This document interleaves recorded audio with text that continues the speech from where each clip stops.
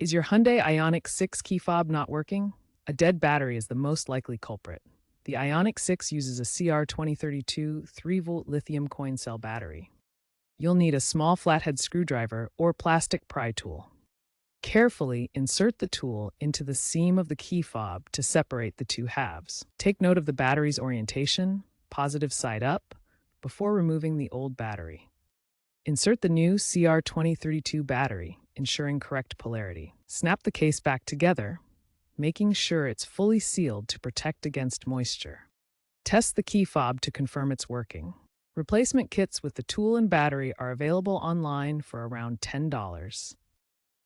If your key fob still doesn't work after replacing the battery, double-check the battery's polarity and ensure it's securely seated. Some users have reported Bluetooth pairing issues after battery replacement.